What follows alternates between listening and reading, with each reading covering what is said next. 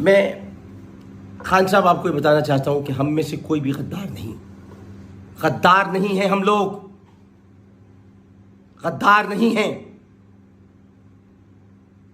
आपने अरकान कौमी असेंबली को गद्दार करार दे दिया है।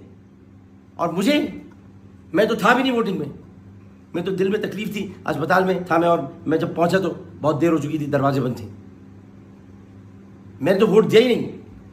और आपने मुझे गद्दार करार दे दिया। अब दूंगा। कल तक तुम्हारे साथ था गद्दार, अब उनके साथ होंगे जो गद्दार नहीं है। तुमने जनरल बाजवा को हटाने की कोशिश की। मैं गवाही देता हूं कि तुमने मुझसे बुलाकर बात की थी और तुमने कहा कि मैं जनरल बाजवा को हटाने वाला हूं। बहुत बड़ी बात कह रहा हूं मैं, और भी बहुत कुछ जानता हूं। अगर बता दिया तो कयामत आ जाएगी।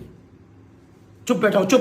तुम्हारी तरह नहीं हूं जो टेलीविजन पे आके राज खोलता फिरे। तुम्हारी तरह नहीं हूं जो चिट्ठियां लहरा के झूठे खत, जाली खत दिखाते रहे। जाली खत है वो, जाली खत है। लिखाया गया वो खत असद साहब से, और शाह महमूद कुरैशी इसमें शामिल है। चुप हूं तो चुप रहने दो, चुप रहने दो, चुप। और तुम भी चुप। तुमने फौज में बगावत कराने की कोशिश की।